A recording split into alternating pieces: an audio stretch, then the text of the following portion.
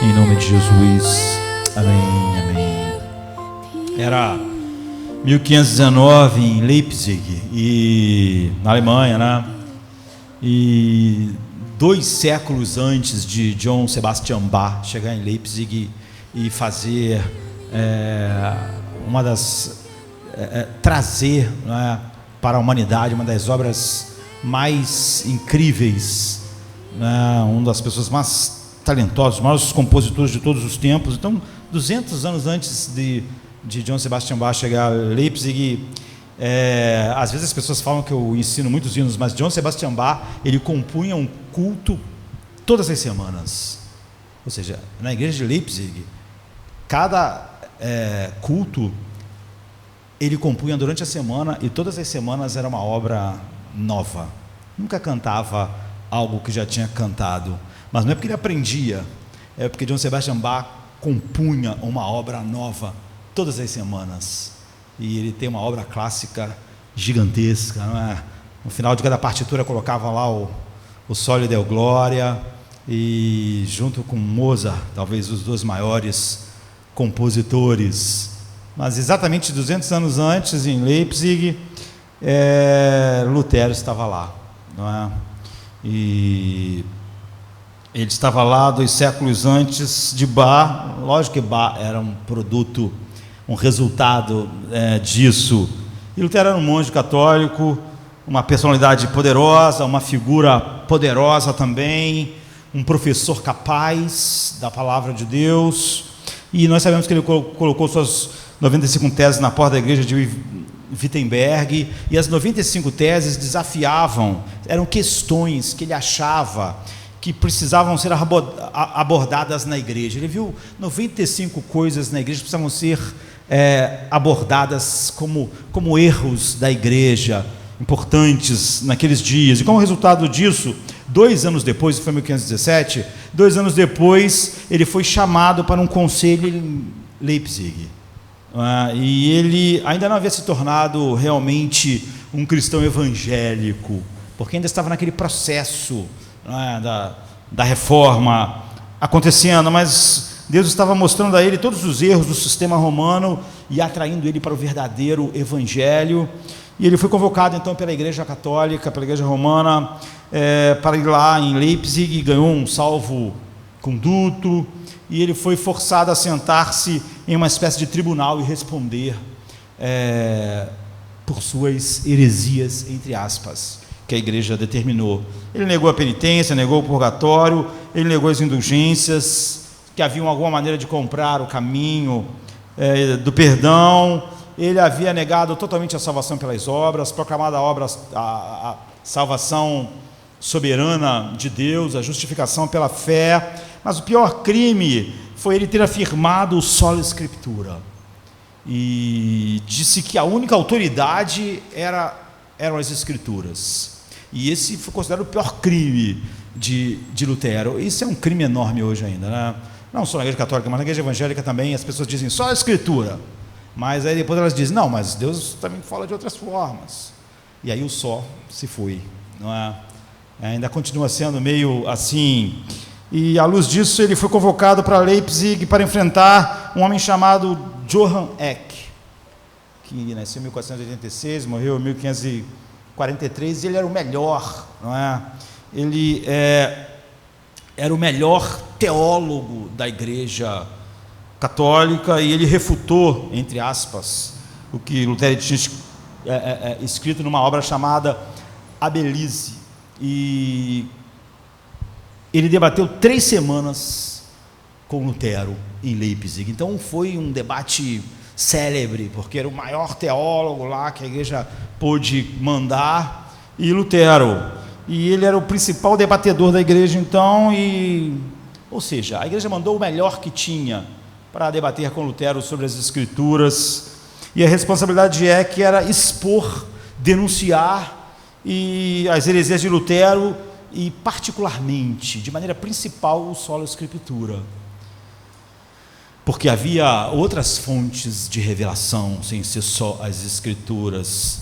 E o resultado desse encontro, daquele tribunal, foi uma bula papal com uma declaração Exsurge Domini, saiu em 1520, o qual a bula papal condenou Lutero por heresia. Nós sabemos que Lutero queimou a bula, e Lutero foi banido, todo o ensino dele proibido, e aquela discussão incrível entre Lutero e Johann Eck, em Leipzig, foi ouvida por um jovem. E, de fato, esse jovem era secretário e auxiliar de Johann Eck. Ou seja, era quem ia auxiliar ele no debate, e era o secretário dele, e também era um teólogo, e ele estava lá para ajudar Johann Eck. O nome dele era Johann Graumann, e ele ficou lá 3 semanas no debate, auxiliando John Eck, falando e tal, e quando acabou o debate, nós sabemos que o resultado disso foi a excomunhão de Lutero, mas aconteceu algo assim incrível. Johann Graumann, que foi lá auxiliar John Eck, que era o seu assistente, ficou as 3 semanas lá no debate, e no final de tudo ele chegou à conclusão: Lutero está certo. É o que a Bíblia diz. E Johann Graumann então se converteu, e ele se tornou um tremendo pastor na Reforma. Em 1525 ele escreveu um hino que é cantado até hoje, não é?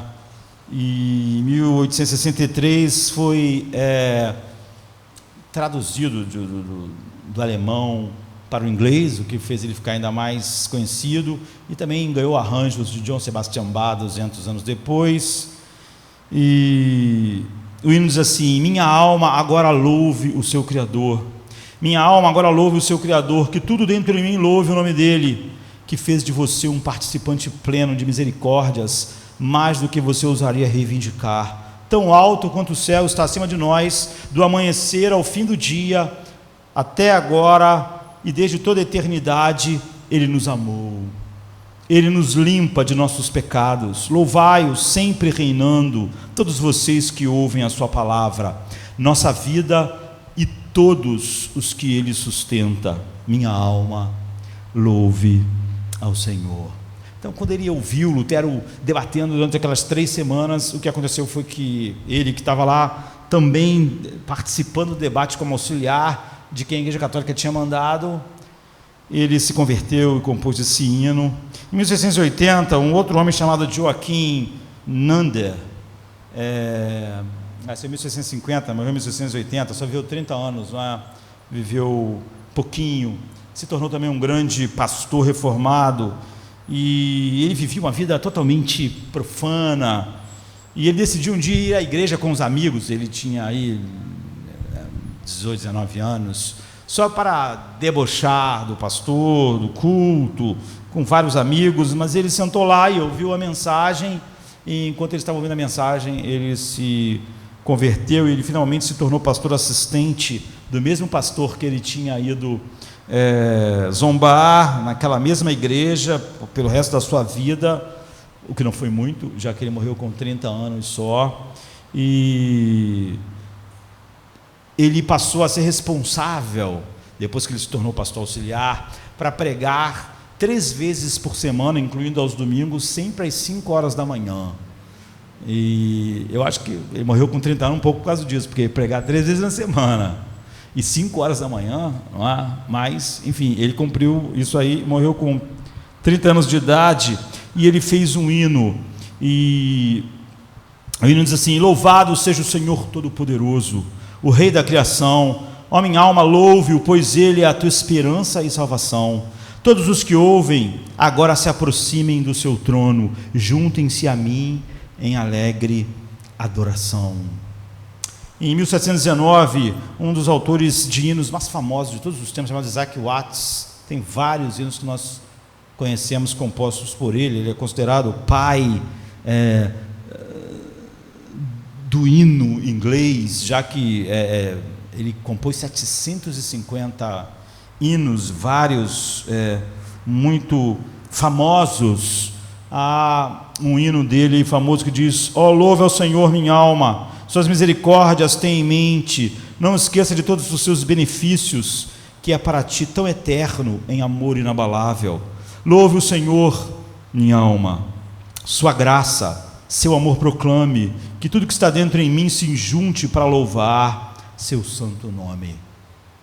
E já no século XIX, na Escócia, havia um jovem chamado Henry Leeds, e seu pai falava que ele era um cara imprestável, assim, que ele era um vagabundo, que a única coisa que Henry Leeds gostava de fazer era pescar e caçar, não fazia mais nada. O pai, enfim, não tinha sérios problemas com o filho, e a vida dele se tornou bem difícil, porque ficou órfão. O pai morreu, a mãe morreu, e em 1816 ele estava ao lado da cama de um amigo dele, moribundo, morrendo, e ele viu o amigo morrer, e aquilo impressionou tanto ele, e ele foi para casa, pegou a Bíblia, começou a ler, e ele se tornou um grande pregador do século XIX, um dos maiores, e ele também era um bom músico, tocava flauta, e ele era fluente em latim, grego, alemão, francês,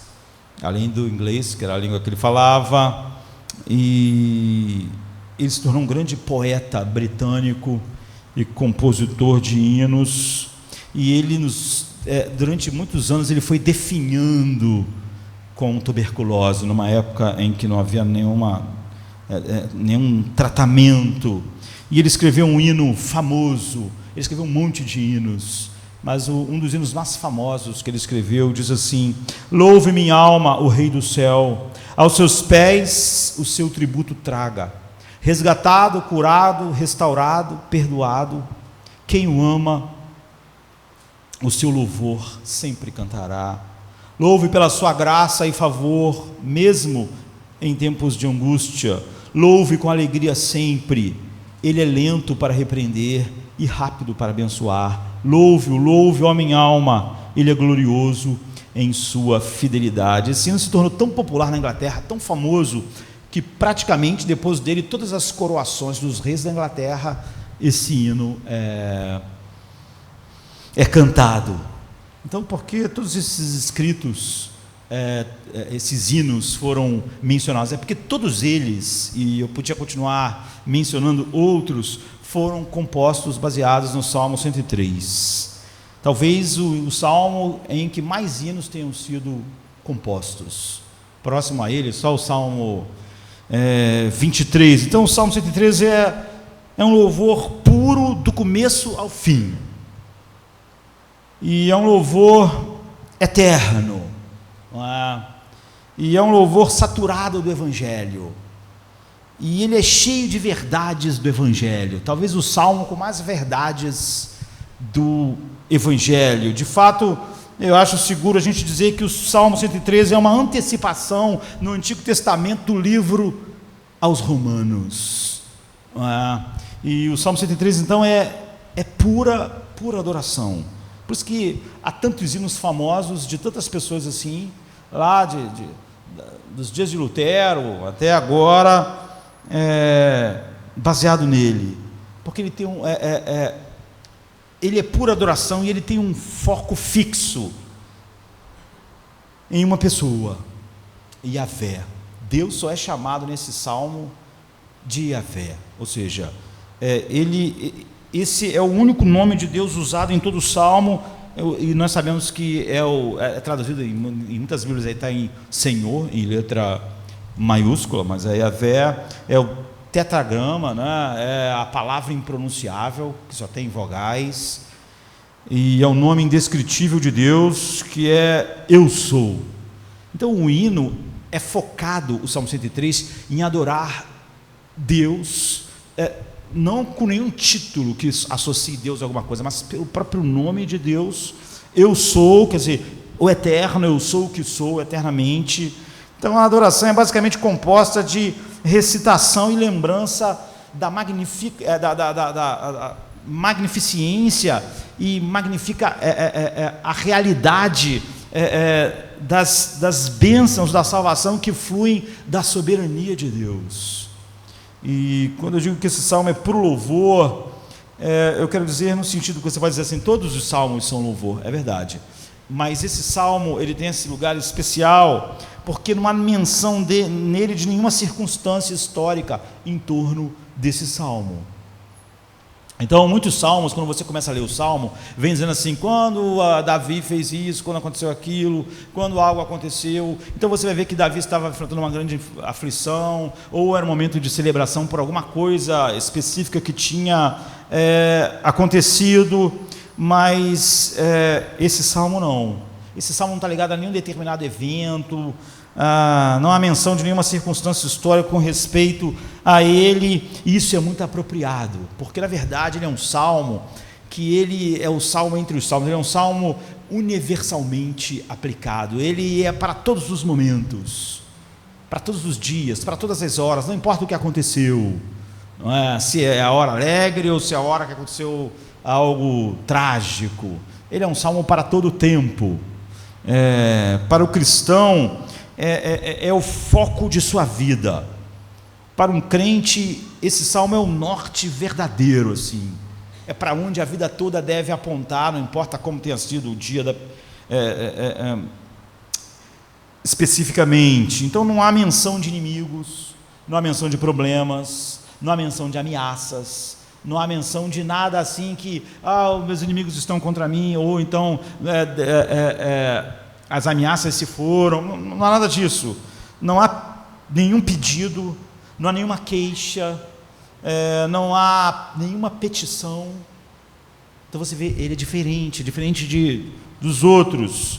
É pura adoração a Deus como o grande eu sou, pura adoração a Deus como o Deus que não precisa de nada fora de si mesmo, sabe? Então é um salmo que não tem nuvens no horizonte, não tem notas de rodapé, não tem linhas de tristeza, não tem linha de nenhum acontecimento. É todo louvor alegre, que se deleita em Deus, independente de qualquer coisa ter acontecido, agradecido e transbordante, que surge do coração daqueles que receberam uma salvação plena e eterna pela graça soberana de Deus. É isso. Não existe explosões mais puras de louvor em toda a Escritura do que o Salmo 103. Então este é um louvor completo, começando com um chamado à adoração e terminando com um chamado à adoração.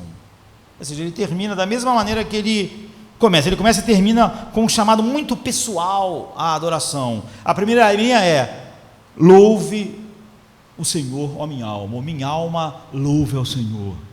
Não é? Tanto a primeira linha quanto a última linha. E a última linha diz: bendiga ao Senhor todas as suas obras, em todos os lugares do seu domínio, bendiga ao Senhor a minha alma. Então, no verso 22, né? E assim ele começa e termina com um chamado para ele mesmo, para a alma dele mesmo adorar a Yahvé, adorar o grande eu sou. E no meio ele atravessa o universo infinito para ordenar tudo que existe a louvar a Deus por ele ser quem ele é, a bendizer o nome dele, o grande eu sou. Então é um salmo somente para pessoas que reconhecem a soberania de Deus e se alegram nela, Deus ser Deus e Deus ser Deus totalmente soberano sobre todas as coisas. Então, de acordo com o versículo 11, 13, 17, é só para os que temem ao Senhor. Aqueles que temem ao Senhor, ou aqueles que são verdadeiros adoradores do Senhor. No verso 18 diz: aqueles que guardam sua aliança e se lembram dos seus preceitos para cumpri-los. Isso é para os verdadeiros adoradores que obedecem a Deus com alegria, não é? Para ver que ele reconhece a salvação soberana, o ato de Deus sem nenhuma razão fora dele de salvar, que constrange o coração do verdadeiro adorador a uma vida que exalte a Deus.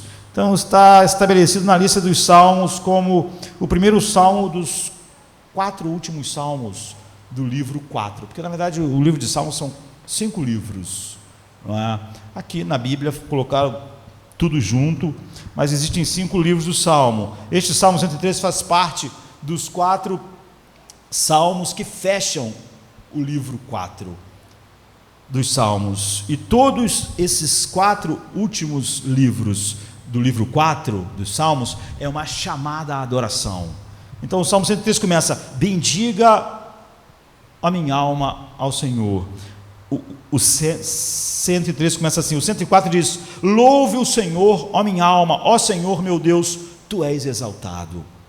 O 105 diz: ó, dê graças ao Senhor, invoque o seu nome, torne conhecido os seus feitos entre os povos, cante para ele, cante louvores a ele, fale de todas as suas maravilhas. Você vê, é um chamado, cante, faça, proclame. E o Salmo 106, que é o último do livro 4, diz: louvado seja o Senhor, ó, dê graças ao Senhor, porque ele é bom e sua misericórdia dura para sempre, ou sua benignidade é eterna.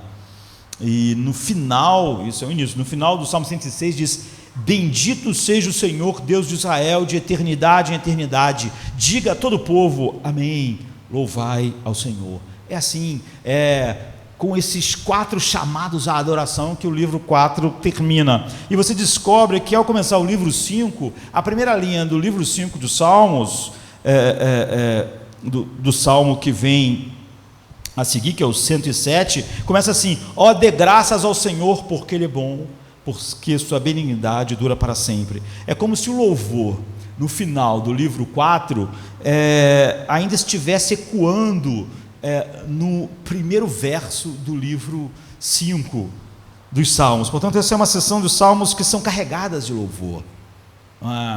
E o Salmo que estamos vendo começa a lista de 4 que termina o livro 4, e a tradição judaica atribui ele a Davi, apesar de não estar no cabeçalho lá, mas a tradição judaica atribui a Davi na velhice, quando Davi já estava velho.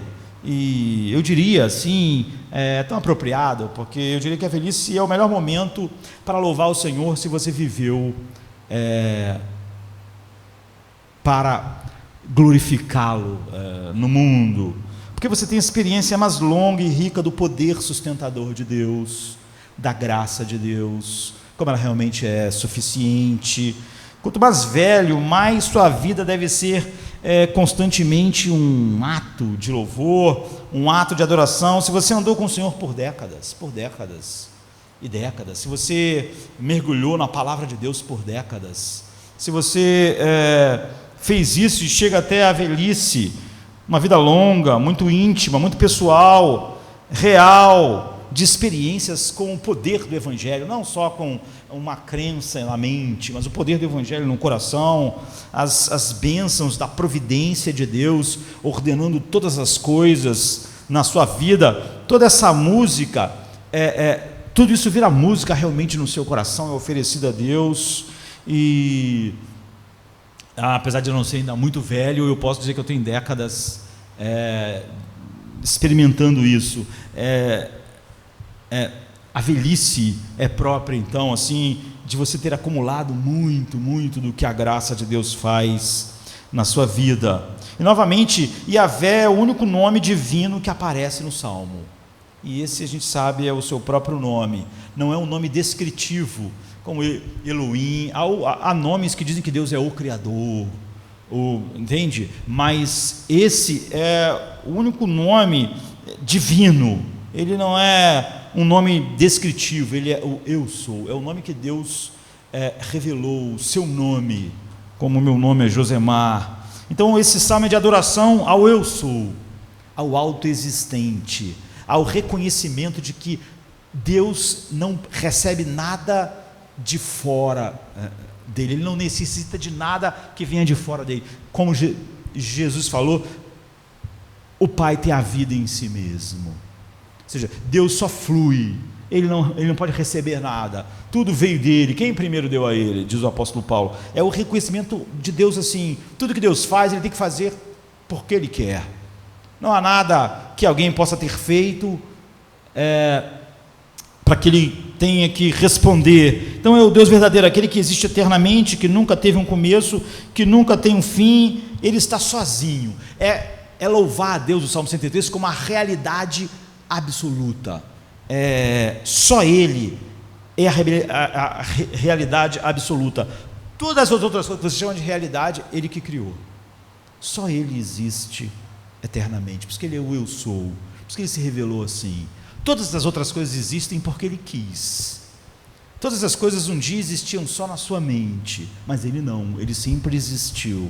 Então ele é a realidade absoluta, é assim que ele é adorado. Ele é constantemente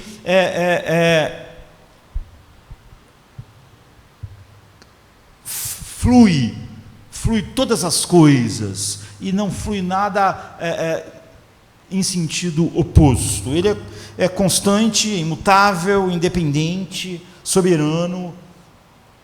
O título quer dizer que ele é a verdade. Ele não aprende a verdade, ele é a verdade. Ele é amor, ele é a paz que nós desfrutamos, mas a paz dele não vem de lugar nenhum.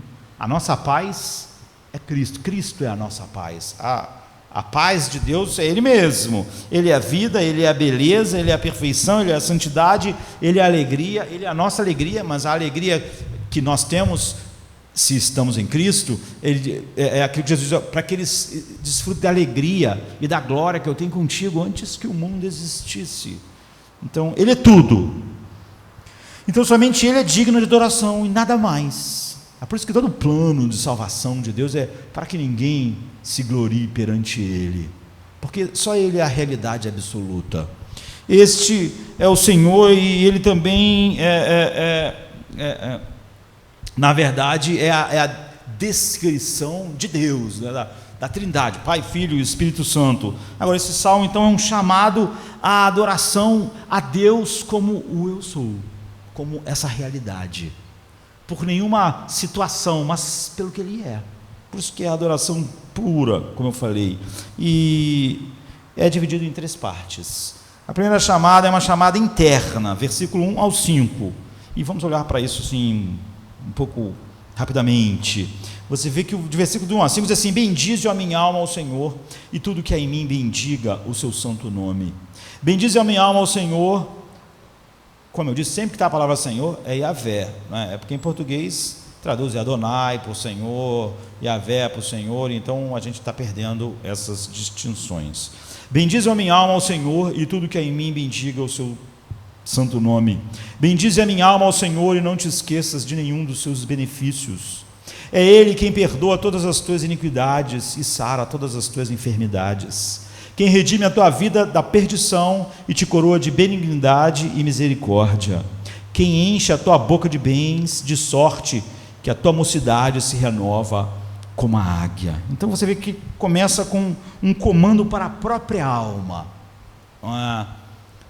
falar com Deus de maneira que glorifique Deus. Minha alma, louve ao Senhor, louve ao Senhor pelos motivos certos. É uma chamada interna, porque a adoração começa assim: descreva a sua majestade, descreva a sua beleza, pense nela, pense na beleza dele, pensa na sua autossuficiência, pense em como ele é o eu sou, em como ele não recebe nada e dá todas as coisas, em como ele não é servido por mãos humanas. Não somente pense nisso, se alegre nisso, se deleite nisso, deixe você ser banhada pela alegria da contemplação de quem Ele é, como o filho contempla o pai o filho, o espírito. Então descreva tudo o que é verdadeiro sobre Ele, em termos de atributos e obras. Ele é a realidade absoluta, todas as outras coisas fluíram dele. Ele é a única coisa real, eterna. Bendiga a minha alma ao Senhor. É um chamado assim, é um chamado interno, um chamado para mim mesmo, todo dia, sempre, fazer isso. Isso é falar consigo mesmo. Se você quiser falar consigo mesmo, diga o seguinte: minha alma, bendiga o Senhor. Muitas vezes você fala com você mesmo pessimamente. Você diz assim: essa pessoa não podia ter feito isso comigo, eu vou ter que fazer alguma coisa, porque isso não é justo.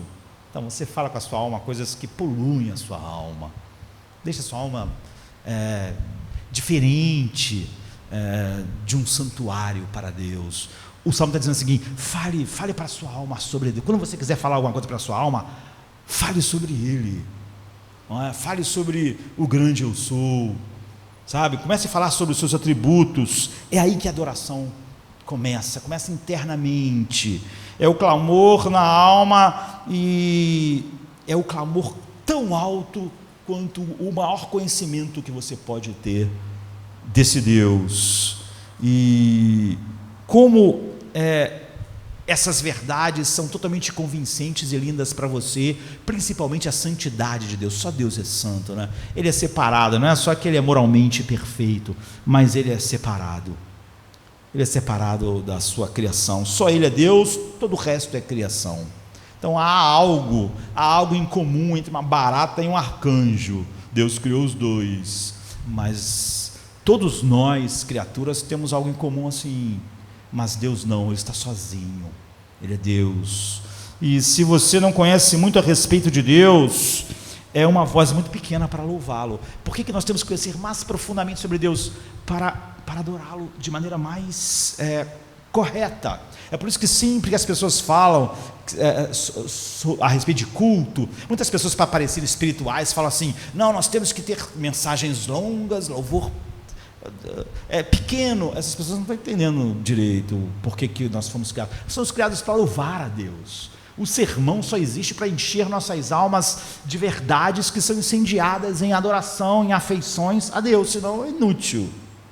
É inútil. Se você não conhece muito a respeito de Deus, tua voz para a sua própria alma, a sua meditação e o seu cantar dessas belezas que devem ser incendiadas no coração, não tem muita lenha para ser queimada lá. Ou se a sua vida estiver cheia de transgressão, pecado, sem compromisso, você vai achar muito difícil convocar sua alma para adorar a Deus. Você não pode passar um dia como um ímpio e depois dizer para a sua alma: louve a Deus pela sua santidade, Você não vai fazer isso direito, né? Você não pode fazer isso pela manhã. Você não tem como convocar a sua própria alma a se deleitar em todos esses atributos de Deus se você é uma pessoa comprometida assim, com o pecado. Isso é da alma que tem um profundo conhecimento de Deus e um amor pela sua santidade, pelo fato dele ser o grande eu sou, o Deus autossuficiente. Isso é a adoração do coração. É o borbulhar de um coração que reflete sobre Deus, que traz e que quer aprender cada vez mais, não para debater sobre as pessoas, sobre alguma doutrina específica. Todos os dias quer encher o coração da verdade de Deus, exatamente para falar para a sua alma: louve ao Senhor por isso, por aquilo, e começar a pensar em todas as coisas a respeito de Deus. E é o borbulhar de um coração que reflete sobre Deus, reflete sobre o seu caráter, reflete sobre a salvação soberana que manifesta a glória da sua graça, portanto o seu caráter. Então, às vezes, tem pessoas que, você vê, o chamado à adoração, antes de tudo, é interno, é diário. Tem gente que fala assim: às vezes eu vou ao culto, mas eu estou meio frio. É porque tem pessoas que elas pensam que o pastor deve se preparar para pregar, mas ela simplesmente vem para o culto e chega no culto. Mas não, é assim que a adoração começa, com esse chamado interno, diário, nosso. E a música tem que estar no coração antes de estar no ambiente. A música tem que estar no coração de todo mundo que vai chegando num culto, muito antes dos hinos começarem a ser tocados. E a música só é verdadeira adoração quando o que esse salmo está expressando é verdade. E o Pai procura o quê? Os verdadeiros adoradores que o adorem, como o Salmo 103 descreve, sem levar em consideração nenhuma experiência externa. Verdadeiros adoradores que adorem em espírito e em verdade. Toda essa verdade sobre Deus é incendiada no coração. Você vê, sem nenhuma... É por isso que esse salmo não está ligado a nenhuma consideração externa. Não é pelo que aconteceu, não é pelo que aconteceu hoje, não é se o dia foi bom, se foi mal, se aconteceu isso, não é ações de graças por causa disso, por causa daquilo. É por ele ser o grande eu sou. Sem levar em conta qualquer ajuda externa. Não posso adorar muito, não estou fazendo, não está assim, porque não estão me ajudando. Não, você, sem levar em consideração nada externo, você mesmo convoca a sua alma sempre: minha alma, louve o eu sou, o grande eu sou. E é pura alegria extravagante, exuberante e gratidão por Deus pela sua graça soberana. Bendiga, ó minha alma, ao Senhor, e tudo que há em mim bendiga o seu santo nome. E então eu me pego cantando hinos na minha cabeça a maior parte do tempo. E eu suponho que de algumas maneiras algumas coisas que a gente tem que fazer sempre, né? Sem parar, como, sei lá, respirar, piscar o olho, cantar hinos na minha mente é uma das coisas que eu mais faço. Por quê? Porque à medida que a sua alma está assim, você às vezes usa todas as suas palavras, mas você lembra de poesias que falam a respeito disso, e tem sido assim por tantos anos. Então, parte disso é o legado dos hinos que eu aprendi a amar, não é? E que ficaram comigo. Mas o que leva à memória dessas coisas é um coração que deseja adorar, que está sempre dizendo para si mesmo essas verdades a respeito de Deus. E quando meu coração se esforça para adorar, ele quer encontrar palavras, e às vezes é bom usar palavras como a de Davi, ou de tantos hinos que eu conheço. Bendiga ao Senhor, adora ao Senhor. Há algo singular nisso. Isso é tudo sobre Ele e sobre nenhum outro. Esse salmo é pura adoração assim. Bendiga o Senhor, ó minha alma. Essa é um mandamento geral, e é seguido por essa declaração no versículo: e tudo que há em mim, bendiga o seu santo nome. Ou seja, não é apenas um foco parcial de atenção em Deus, não é você encontrar um espaço para Deus no meio das outras coisas, mas louve ao Senhor com tudo que está dentro de mim, tudo dentro em mim louve ao Senhor, todas as minhas faculdades. É isso. Isso não é motivado externamente pelos acontecimentos do dia, pelo que está acontecendo hoje. Isso é motivado internamente. É basicamente como amar o Senhor com todo o seu coração, alma e mente. É isso que ele está dizendo: tudo que há em mim bendiga, minha alma, minha mente, meu entendimento, meu coração, tudo envolvido. Com todas as suas capacidades, você deve estar louvando o Senhor pelo que Ele é. E você deve bendizer o seu santo nome, o nome que abrange sua separação de todas as coisas. Seu santo nome, separado da criação. Ele é separado, por isso que os serafins tapam o rosto, porque apesar deles nunca terem pecado, eles estão infinitamente distantes de quem Deus é. Deus é santo, santo, santo. Ele é o Deus incriado, é o grande eu sou, e eles são criaturas feitas por Deus. Então, novamente, não temos conhecimento de nenhum evento ou circunstância que solicite o salmista Davi na velhice escrever isso, porque exatamente o desejo é que não haja nenhuma motivação externa, mas pura adoração. Davi está dizendo para nós: esse é um modo de vida, nada externo move o salmista, é a pura contemplação de Deus em toda a sua glória, grande eu sou, e contemplando então aquilo que mais Deus diz manifestar a sua glória, que é a glória da sua graça soberana, então estendida a nós na salvação, que causa louvor no coração e sobe para Ele em nome da sua santidade infinita, ou seja, da sua separação de todas as coisas e de fazer todas as coisas motivado tão somente internamente. Então essa adoração, ela abraça essa santidade de Deus, abraça a ideia feliz, a ideia de que tudo é sobre Deus e nada é sobre ninguém. Ele é a realidade absoluta e se alegra com isso, com essa separação. Só Ele é santo, com essa alteridade.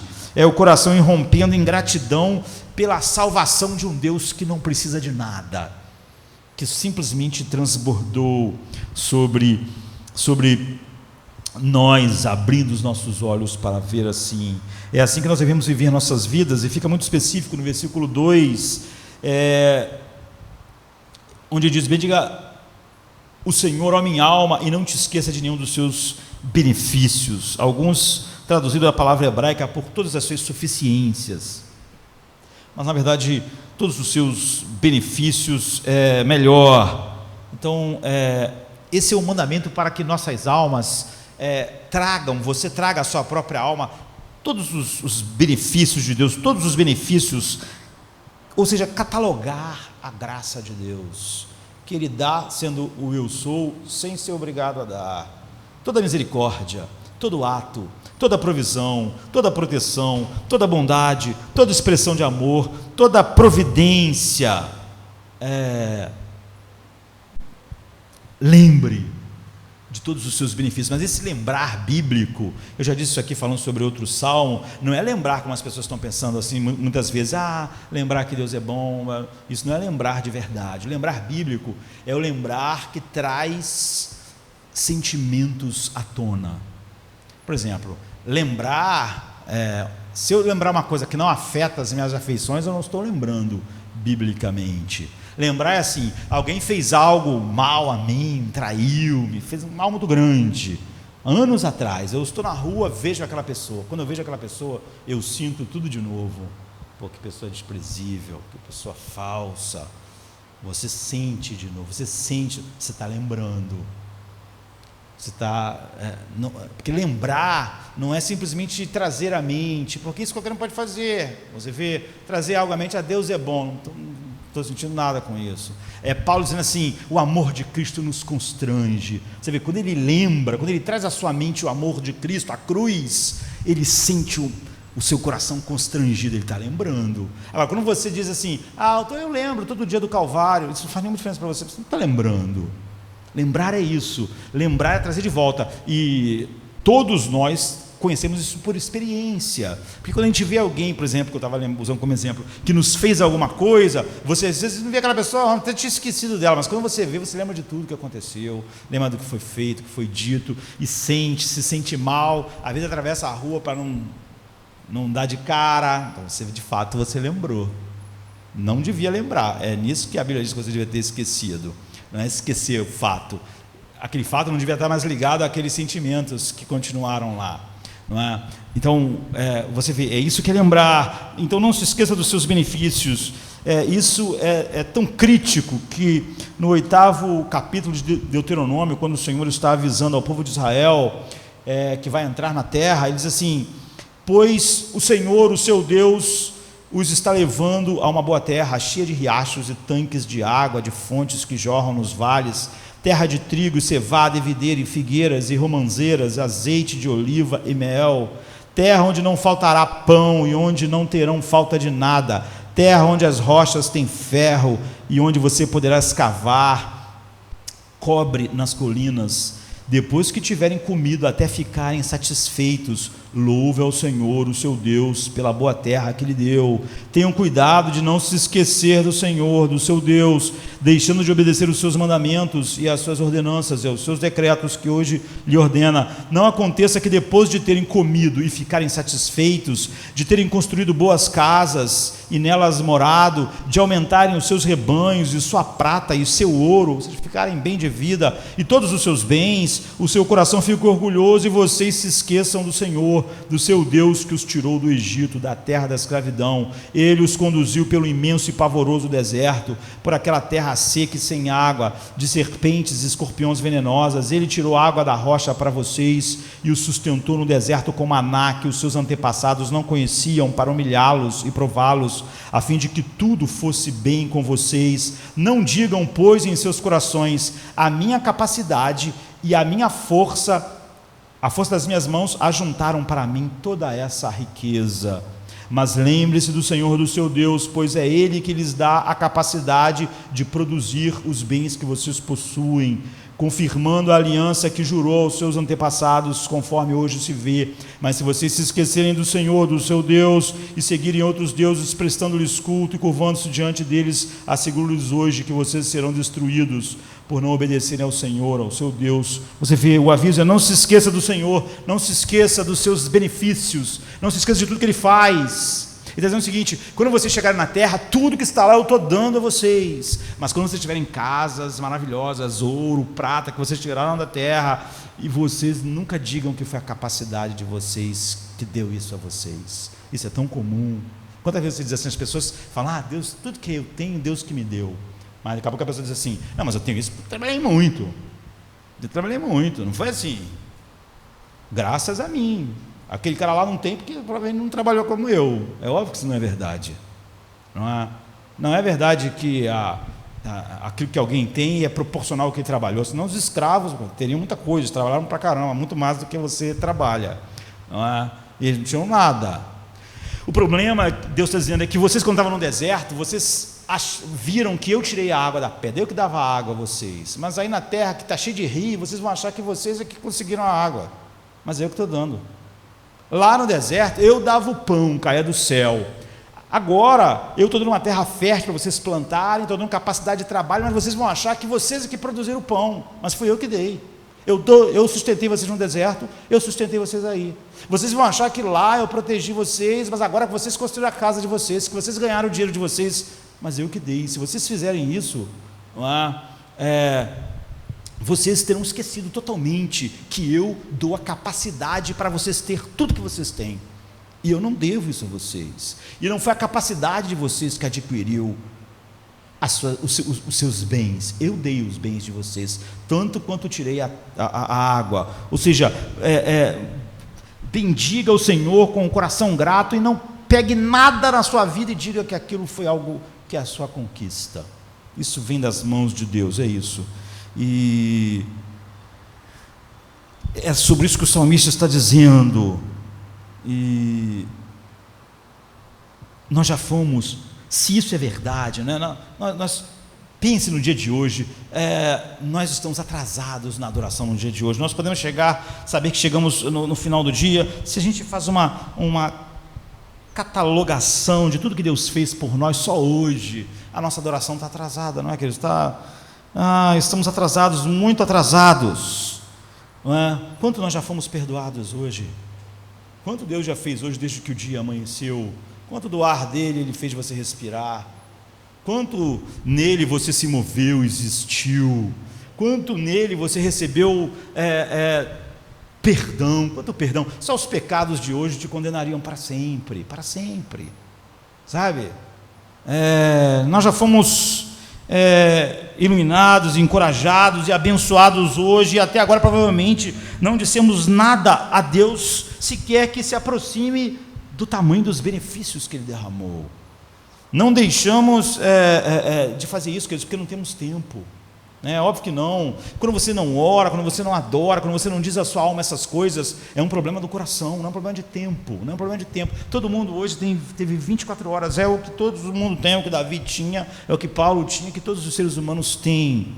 É assim que devemos viver nossas vidas. Essa é a fonte do louvor, é não esquecer, é falar com a sua alma. Imagine como seriam os relacionamentos em um casamento, em um lar, ou em qualquer tipo de situação na igreja, se estivéssemos constantemente catalogando as bênçãos de Deus. Às vezes nós, por mesquinharia no trabalho, em casa, na igreja, temos um monte de problemas. Se naquela hora se nós falasse simplesmente para a nossa alma, pense um pouco nos benefícios de Deus. Não há nada que você tenha hoje que não veio da misericórdia dEle. A gente teria um coração satisfeito. Então Ele vive derramando sem fim esse grande eu sou, fluindo essas coisas, e então nós, vivendo em constante louvor e adoração a Ele, não teríamos tempo para um monte de bobagens, não teríamos tempo para agora as pessoas inventaram o evangelho da pessoa infeliz, da pessoa sem... É tão diferente imaginar com um coração adorador infeliz, não tem alegria, não tem razões para adorar. O salmista está dizendo assim, como assim? A questão as razões são infinitas. Agora o Senhor pede que lembremos de todos os seus benefícios. Mais tarde Ele também pede, no versículo 18, ordena que lembremos de todos os seus preceitos para obedecer. Você vê, isso é pedir demais. Ele não diz assim, me obedeçam para ter isso, aquilo. Não, soberanamente, ele deu vida, respiração e tudo mais a todos os homens, mas a nós, Ele deu o seu próprio Filho, Ele nos encheu de benefícios eternos, e se você lembrar de todos os seus benefícios, obedecer a Deus nunca vai ser um problema, vai ser uma alegria.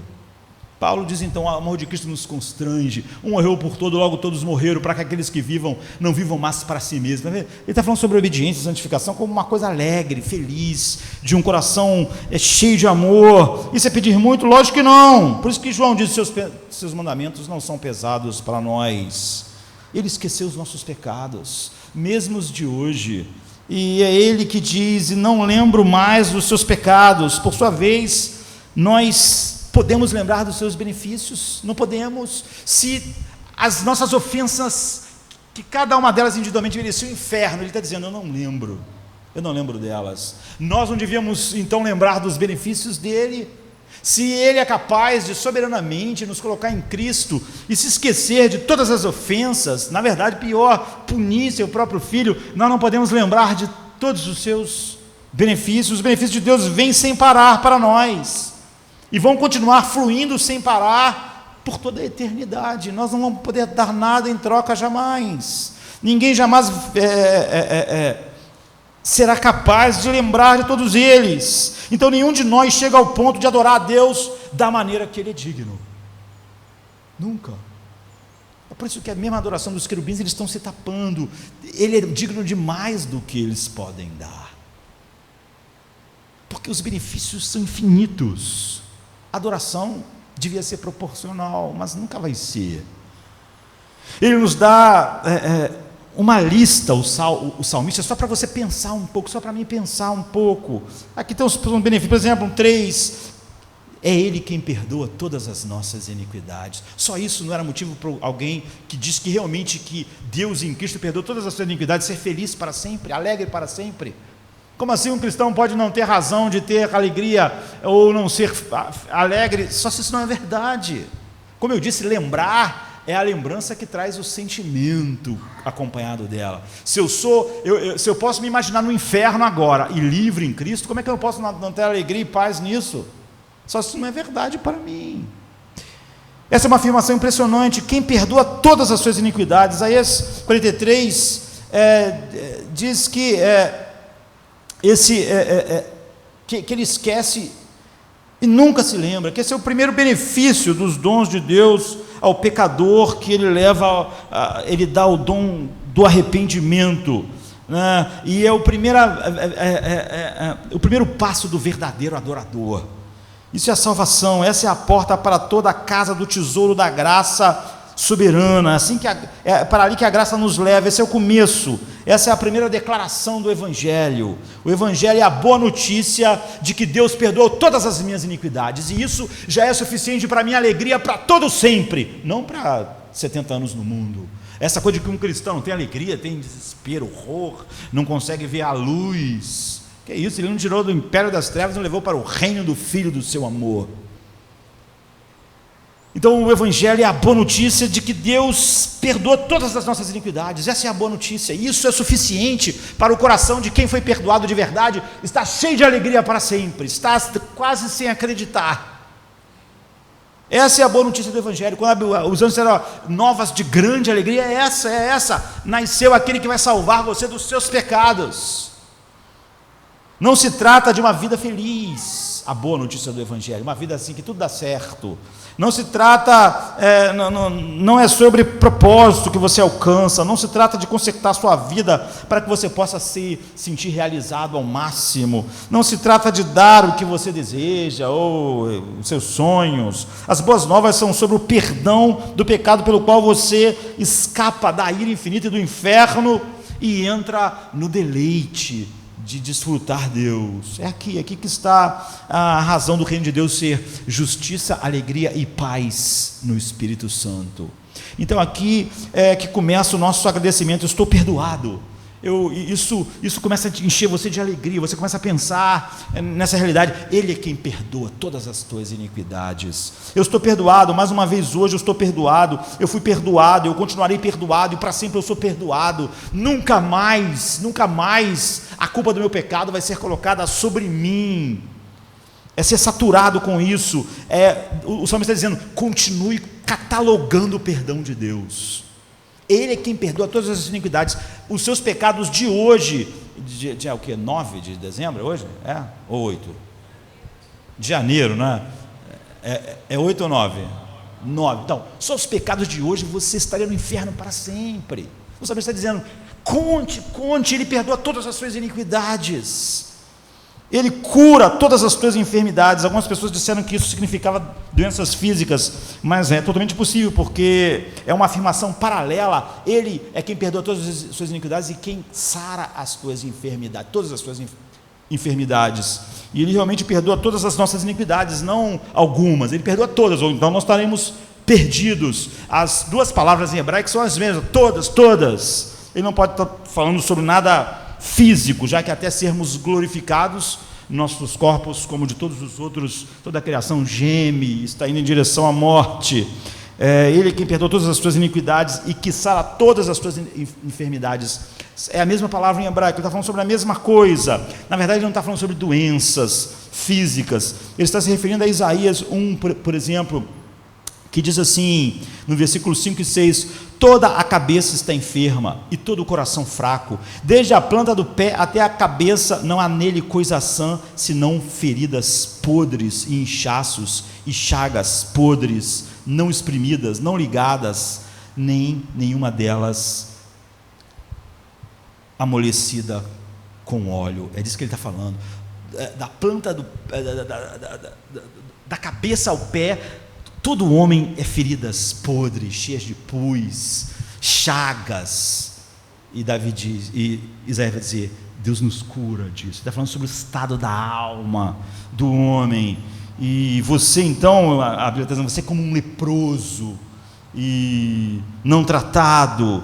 Mas ele diz, o salmista, perceba então isso, perceba que ele perdoa todas as suas iniquidades e todas essas podridões que em você mesmo você não podia tratar nem espremer. Você é horrível ao olhar de Deus, como alguém cheio de coisas podres não tratadas. Então ele fez isso. O Senhor perdoa todas as nossas iniquidades e cura todas essas chagas da alma, orgulho, luxúria dos olhos, rebelião, inimizade contra Deus, odiar a soberania de Deus, querer ser o seu próprio Senhor.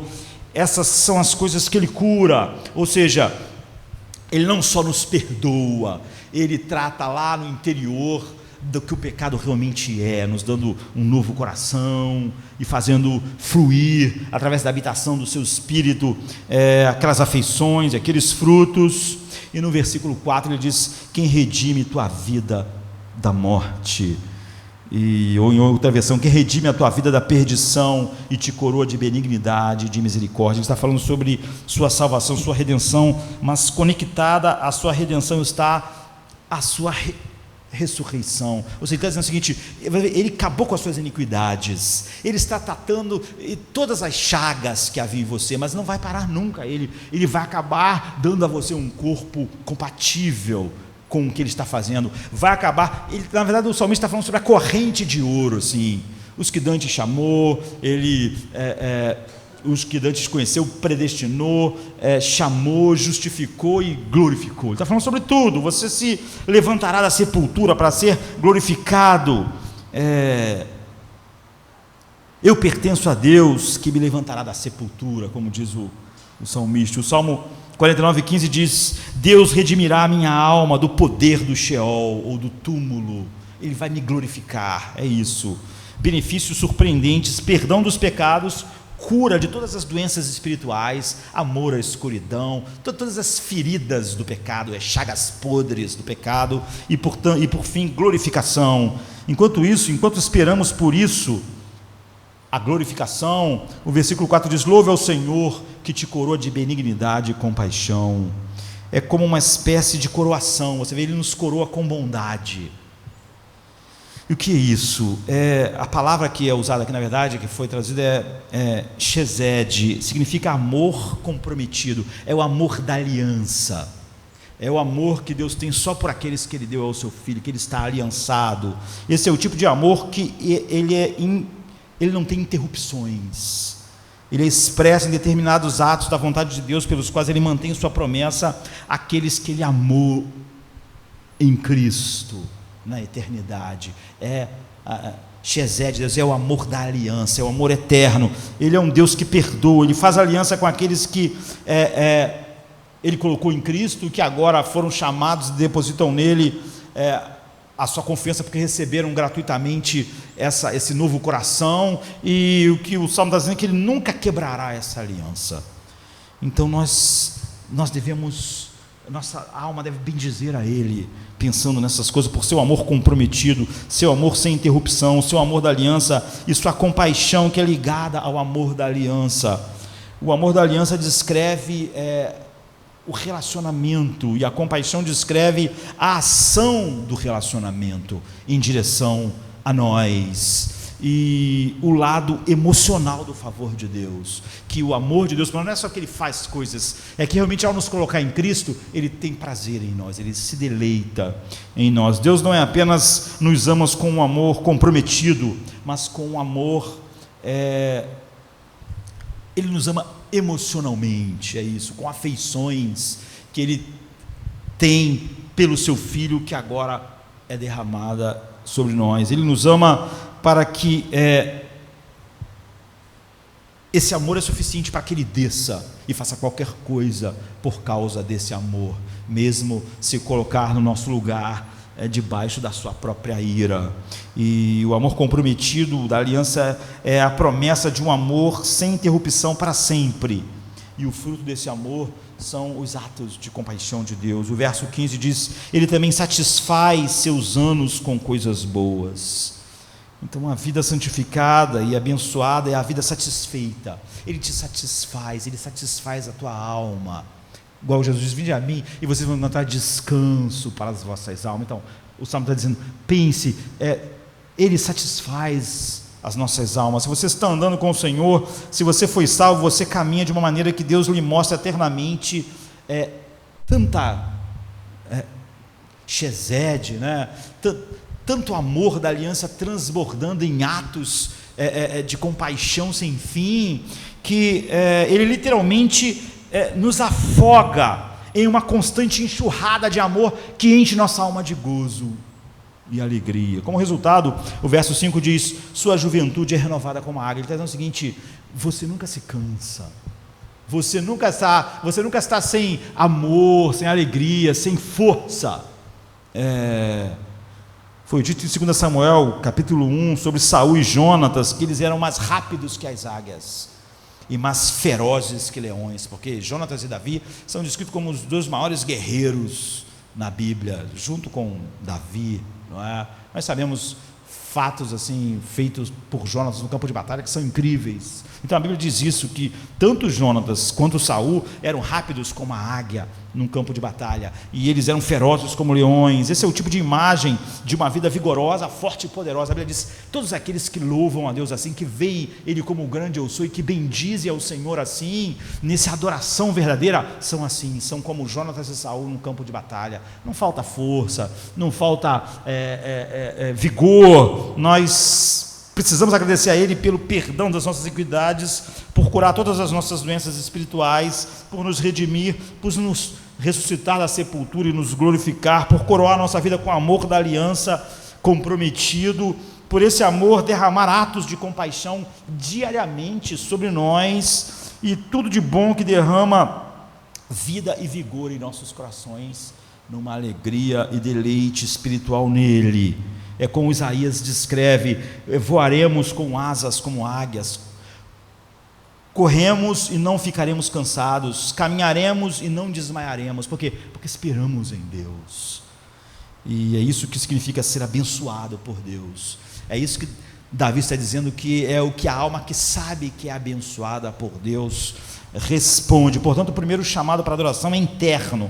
Fala ao meu próprio coração, agradecendo e louvando e bendizendo por tudo que Ele já fez, porque isso é só uma expressão, o que Ele fez na sua Shesed, no seu amor, da sua aliança, é só uma expressão do que Ele é só o fluir dessa fonte sem fim de graça, Ele que não depende de nada. Então o chamado para adoração é interno, Primeiro você vê, eu digo, minha alma louve ao Senhor. Começa assim. E segundo externo, começa no versículo 6, e nós não temos muito tempo para falar, mas diz assim: o Senhor realiza ações e julgamentos justos para todos os oprimidos. Ele fez conhecer seus caminhos para Moisés.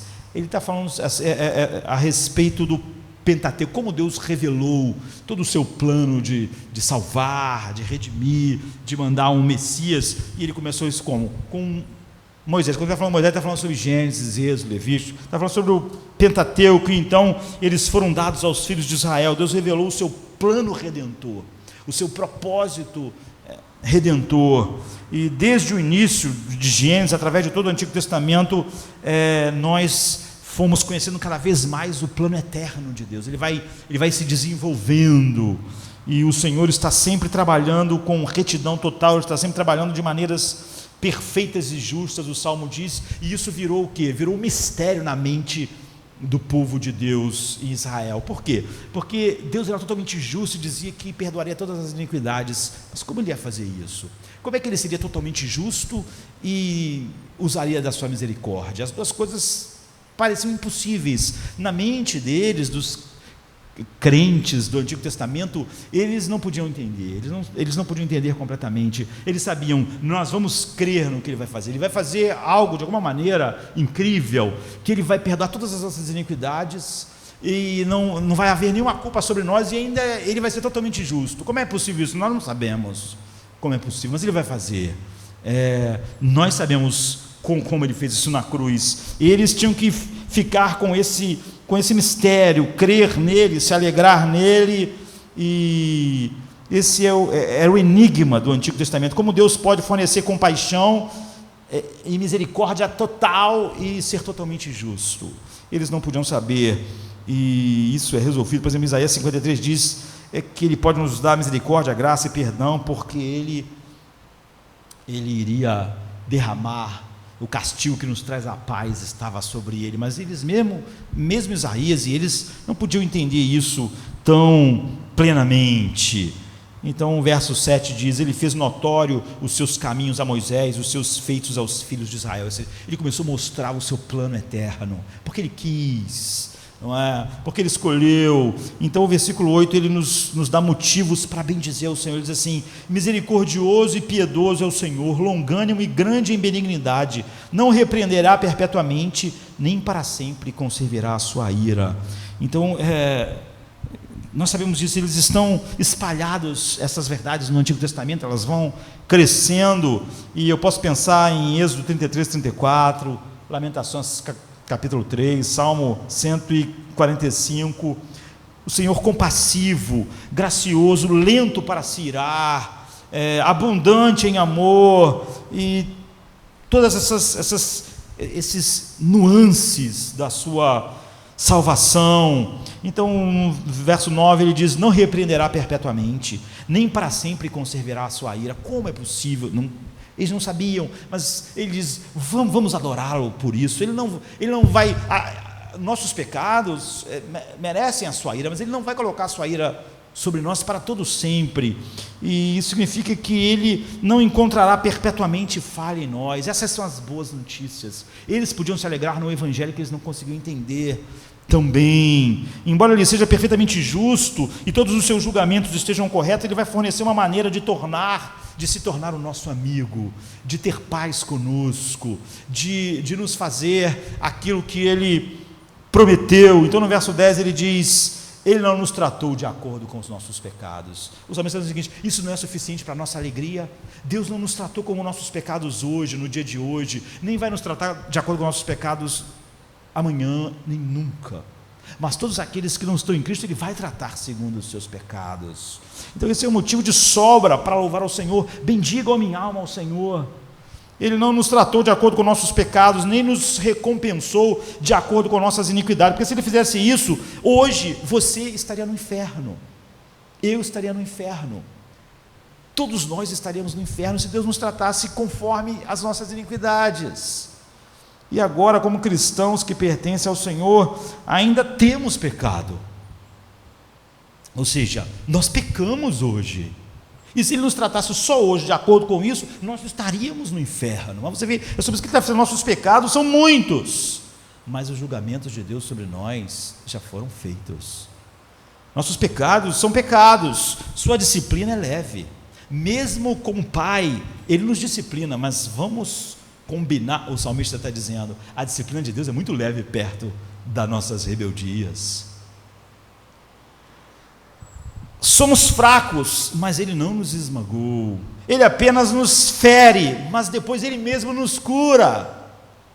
Nossos pecados foram contínuos, persistentes, mas as suas disciplinas foram leves, foram muito menores. Mesmo a disciplina, que já não é mais ira, muito leve em comparação. Se Deus nos desse uma disciplina adequada, proporcional, todo o tempo, nós estaríamos sempre debaixo da vara, queridas. Todo o tempo, todo dia. João Calvino disse: Ele abençoa maravilhosamente aquele que a sua justiça destruiria imediatamente. Então, sua misericórdia, o amor da aliança, o amor comprometido, o perdão completo de todos os nossos pecados são tão impressionantes e tão vastos. O salmista diz, isso enche o coração de alegria. E no verso 11 ele diz: pois tão altos quanto os céus estão acima da terra. Ele diz ele vai usar uma coisa que é meio exagerada a princípio para nós, porque ele vai usar infinitos, mas quem está usando a metáfora é o Espírito Santo. Então ele diz assim: pois tão alto quanto os céus estão acima da terra, tão grande é o amor da sua aliança, seu amor comprometido para com aqueles que ele ama. Agora, quanto o céu está acima da terra? Está infinitamente acima da terra. Quer dizer o seguinte: o amor dele é assim para aqueles que ele colocou o amor da sua aliança. Não é? Tão alto quanto isso, eles não podiam imaginar. Mesmo se nós pensássemos, além do espiritual, pensássemos no universo físico, as estatísticas mais recentes da NASA dizem que a luz, a 300 mil km por segundo, que é a velocidade da luz, não é? Ela, para chegar à borda do universo conhecido, leva 225 trilhões de anos no nosso universo. Mas o que o salmista está querendo dizer é o seguinte: é totalmente infinito o amor dele para com aqueles que ele colocou a sua Shesed. Ele nos ama com um amor comprometido, é de aliança, esse amor não tem nenhum limite, e não é, quem está dizendo é o Espírito Santo. Ele faz isso de novo com outra ilustração no versículo 12, que ele diz: quanto está longe o Oriente do Ocidente, assim ele afasta de nós os nossos pecados. Agora, quanto está longe o Ocidente do Oriente, queridos? Quanto? Infinitamente longe, porque é uma linha infinita indo para um lado e uma linha infinita indo para o outro. O Ocidente nunca encontra o Oriente no universo, vai para sempre, em sentidos opostos. Então, qual é a distância? É infinita. Ele diz, a distância que ele colocou, cada um de nós, dos nossos pecados, é infinita. Quanto nossa alma não bendiz a Deus quando todos esses benefícios são trazidos a nós? E, no entanto, nossa ingratidão por esse tipo de amor da aliança e esse tipo de perdão mostra quão grave é o nosso pecado. Nossa ingratidão a qualquer nível mostra algo horrível, algo imenso. Porque nós estamos falando de coisas imensas. Então não é de admirar que Miqueias 7, 18 e 19 diz: quem, ó Deus, é semelhante a ti, que perdoas as iniquidades e que te esqueces da rebelião do restante da tua herança? Quem é como ti? Ele diz: ninguém. Não é? Por que tanto amor? Por que esse perdão infinito? Versículo 13: assim como um pai se compadece dos seus filhos, o Senhor se compadece daqueles que o temem, pois Ele mesmo conhece nossa estrutura, Ele está consciente de que somos apenas poeira. Ele nos ama porque Ele nos colocou como filhos, Ele nos ama porque Ele agora, ao nos colocar em seu Filho, Ele nos ama como um pai ama o filho. Esse é o nosso Pai. Ele tem compaixão de nós como um pai tem compaixão dos seus filhos. Portanto, o Senhor tem compaixão infinita daqueles que são verdadeiros adoradores, porque Ele colocou eles em Cristo para serem verdadeiros adoradores. Ele entende, Ele conhece o quadro, Ele conhece a prontidão oposta, natural, nossa, em olhar todas essas coisas como realidade, a não ser que o próprio Espírito Santo nos leve a isso. Ele sabe de tudo, e diz assim o verso 15: porque o homem são os seus dias como a erva, como a flor do campo, assim floresce, pois passando por ela o vento logo se vai, e o seu lugar não se conhece mais. Nós estamos aqui, nós somos tão frágeis, diferentes de tu, o grande eu sou, que nós logo passamos. Ele é infinito e nós somos essa pequena pilha de poeira que o vento sopra, e ele ainda assim, ele se volta para nós. Ele sabe que nós não somos nada, que nós não temos força nenhuma, que nós dependemos dele totalmente, e ele nos estende a sua benignidade, que é, segundo o versículo 17, de eternidade a eternidade. Outra declaração de infinito. 3, ele nos ama com seu amor de aliança de eternidade a eternidade. Significa de geração em geração. A justiça salvadora dele mantém a sua promessa, mas a misericórdia do Senhor é de eternidade em eternidade sobre aqueles que o temem, a sua justiça sobre os filhos dos filhos, sobre aqueles que guardam o seu conserto e sobre os que se lembram dos seus mandamentos para cumprir. Escute isso, o que significa que enquanto Deus existe, ele tem um amor de aliança para com aqueles que ele amou. Não começou quando nós cremos, nós cremos porque ele nos amou, e tudo que aconteceu conosco depois disso foi porque ele nos amou. É o amor dele que inicia tudo, é o que estamos dizendo. Na eternidade passada, antes que houvesse algo que não fosse Pai, Filho e Espírito Santo, ele nos amou em Cristo, e em amor nos escolheu, nos elegeu, e esse amor fez todas as coisas, de eternidade a eternidade. Você foi escolhido nele antes da fundação do mundo, ele te amou em Cristo antes do início dos tempos. O amor comprometido de Deus por seu povo é tão eterno quanto Deus. Não há tempo para Deus. Deus não aprende nada, não está acontecendo nada no tempo que fez surgir o seu amor, nem que vai fazer o seu amor se ir. O amor de Deus é apaixonado, é emocional, porque é um reflexo do amor que ele tem pelo seu filho, é parental, é protetor, é vasto, é constante, é onipotente, é infinito, é ativo, está carregado de benefícios sem fim, e nunca muda. Ele sempre te amou e sempre vai te amar, se ele te ama com o amor da aliança. Quem ele ama? Aqueles que o adoram, verdadeiros adoradores. Você vê, aqueles que guardam e lembram-se da sua lei e da sua palavra. Eu já disse isso e vou repetir antes de nós terminarmos. Nós somos salvos pela graça, mas essa salvação se manifesta por esses resultados. Nenhum de nós foi na eternidade para saber se Deus nos amou na eternidade. Você vê que aqui o salmista está descrevendo como é o homem que foi amado por Deus na eternidade. Só essas coisas pode dizer que um homem foi amado por Deus na eternidade. Não é simplesmente uma crença na nossa mente.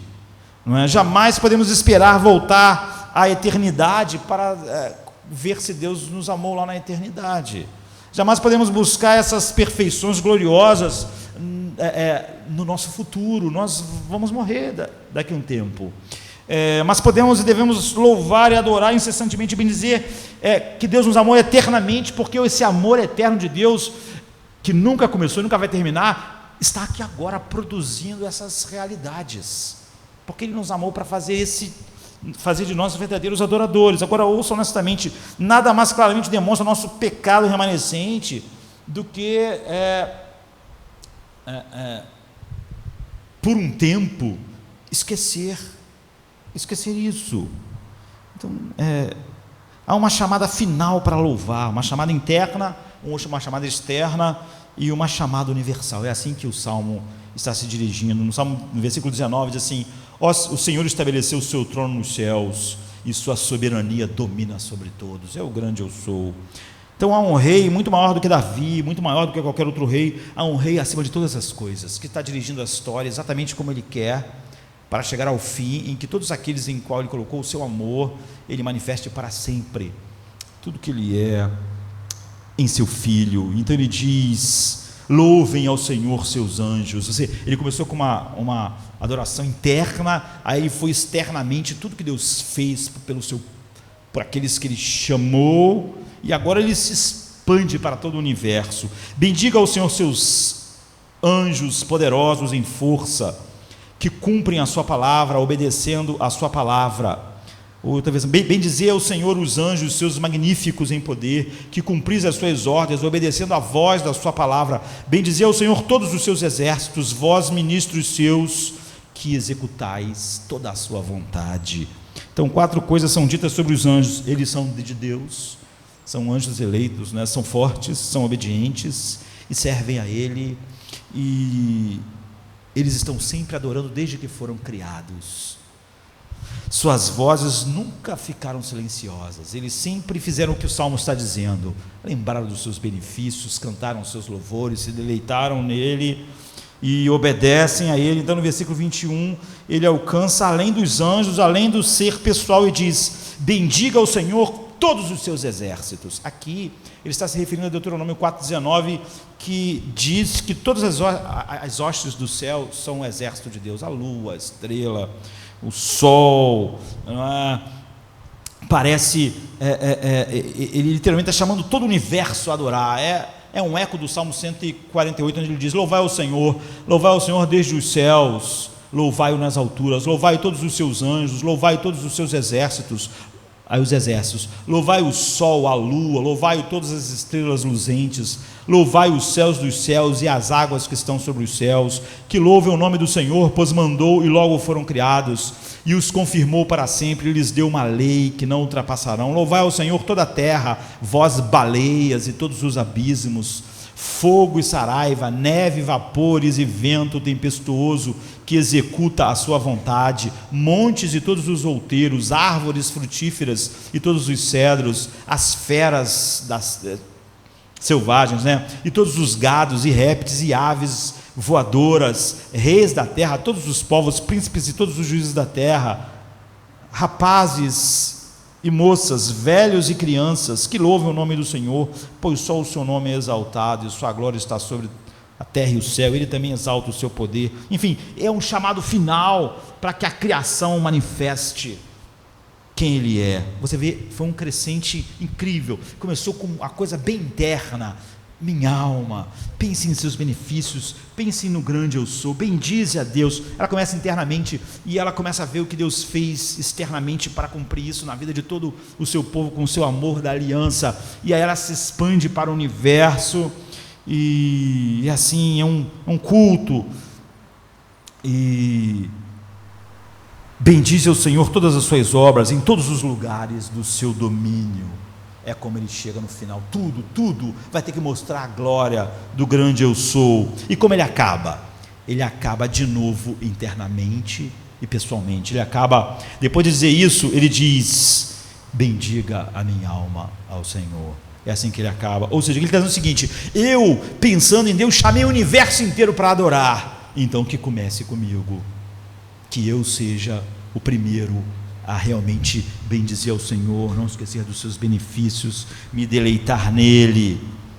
Então eu quero terminar. Eu falei sobre várias pessoas na história importante que compuseram um hino sobre esse salmo. Em 1974 nasceu um menino na Inglaterra, e numa família muito problemática. Hoje a gente chamaria a família dele de disfuncional, né? E o seu pai se suicidou quando ele tinha uns 4 anos de idade. A sua mãe não contou para ele com essa idade. Quando ele tinha 10 anos, a mãe contou que o seu pai se suicidou. Então ele ficou mais problemático ainda do que já tinha sido os seus dias. Isso deixou muitas cicatrizes nele.